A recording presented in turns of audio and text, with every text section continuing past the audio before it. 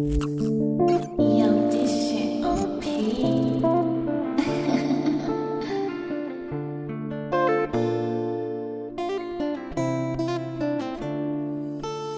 What's good, YouTube? It's your boy Cal bringing you another video on the channel today. So how you guys been? What's been going on with you? So today's video we're just gonna get into a little bit more. So today's video we're gonna get into a little practice, a little understanding of the world of meditation and how it has changed my life over the past year since I've started it, and what the effects are, how it's benefited me, overall taking time to be still internally and externally as well, and just overall how it has changed my life over the past year. Without further ado, let's get right into the video.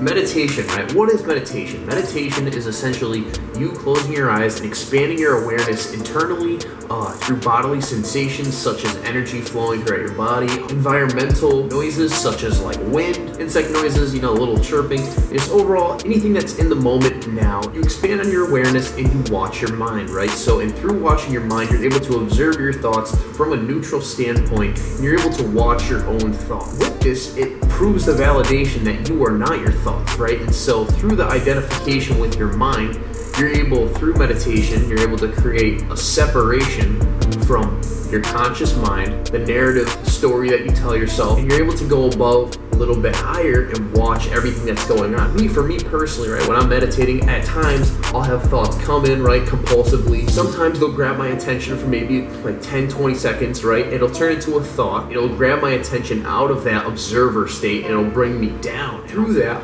I will build, my focus and concentration will be here, and it will expand bigger and bigger and bigger until I regain that observer attention, right? And then I let the thought go and just bring myself back down to awareness and just overall me watching my mind. Through this, I've been able to realize that I am not my thoughts. My thoughts are not facts. They have no validation. And overall, the only thing I should be considering is the now and the what is and the real shit around me, and what's facts. From this observer standpoint, right, from this higher state, you're able to look down on your thoughts through your own conscious mind and just let thoughts pass and go from a neutral standpoint. It's a really healthy exercise. You're also able to focus on your breath and just overall be in the moment, be in the here and now, because that's all we have. And so through meditation, I have been able to be in the now more than ever. This past year, even though it has been a shit fest for nearly every single person on this planet, it has affected a great deal of individuals. I've been able to be in the now and be more peaceful than ever.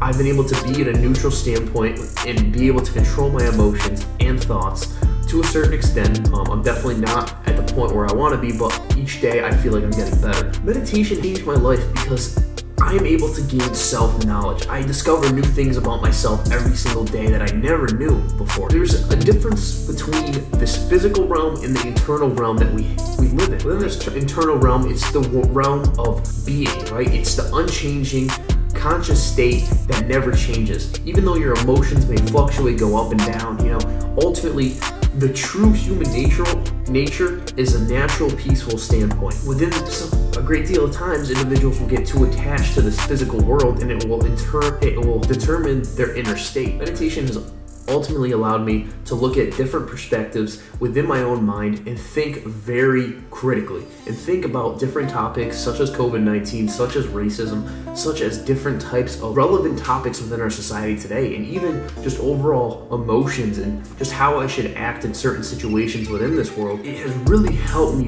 just overall grow as a person, because whatever you focus on grows, whatever you consume consumes you. How you spend your time is so important. And if you can just spend 5 to 10 minutes each day breathing in, breathing out, right? And just focusing on that inner stillness helps your mind slow down, right? Because if you're not bouncing around like this, right, and you're able to slow down your mind, you're able to slow down the thoughts bouncing in and out, right? The compulsive thoughts coming in, coming out, you're able to think more clearly. Our mind is a great tool, but our mind can also be a terrible, terrible thing that causes negative emotion, false attachment, and overall takes a toll on our long-term well-being. Our mind is meant to help us survive. Our mind is not meant to be identified with. Our mind is a tool. Our mind is meant to help us with certain things and in certain situations, such as writing a paper, to think out things, not to just think irrelevant thoughts that have no fact. Through this, I've been able to think more critically, overall develop a better understanding of who I am, a better understanding of the world we're actually living in, and realize a great deal of things. And just overall developing a separation from my thoughts. Right now, on command, I can stop thinking, right? For a lot of people, that is very hard to do. And when I say stop thinking, I mean just develop a clear mind. Instead of trying to stop thinking, I let go of thinking. And the difference there is when you try to let go, or when you try to stop, there is a great deal of resistance because you're trying to stop. Instead, you should just surrender to what's going on. When you surrender, you let go.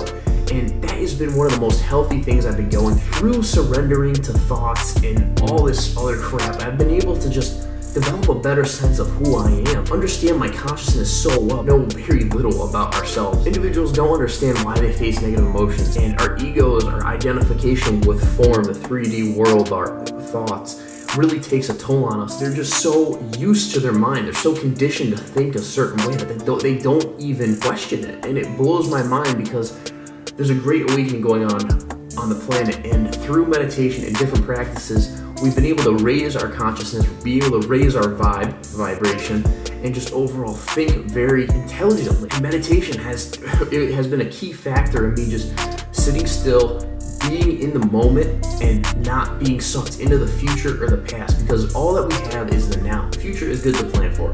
And when we're in the moment, it's good to lay out certain goals, it's good to lay out a schedule, just so, we're not screwed for the next day. But when you constantly dwell in the future and you're like, oh, I want to be at this place, I want to be here, I want to be there, I want to be this. When you're thinking about that in the moment, you're taking away from the moment. And each time you do that, it's an illusion, right? It's not real. Ultimately, you're taking away from that moment and that moment only, because right when you're doing that thinking, it's in the now. And the same goes for the past. When you're thinking about the past is an illusion. You're just telling yourself a story through your conscious mind, and you're telling yourself a narrative, and ultimately it becomes your sense of self and your identity. I've done this. I'm not perfect. I did this yesterday when I fucked up a table, waiting tables. I literally screwed the entire table up. But I was able to bring presence back into reality and realize that my past doesn't define me. Even though I fucked up so bad on that table, I'm still a good waiter. I know I'm still a good person. That little thing doesn't define who I am.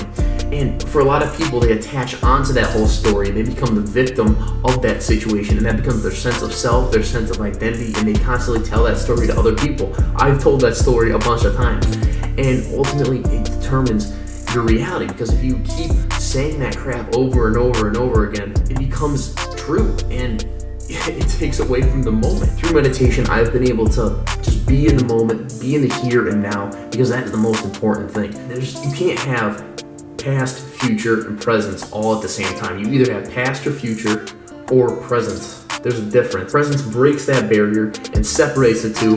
And when you identify with your mind so heavy, your ego loves to think about the past. Your ego loves to think about the future, and it is constantly chasing the future or is constantly dwelling in the past. You guys got to realize that the here and now is the only thing that you can control, and you can't control the future or the past.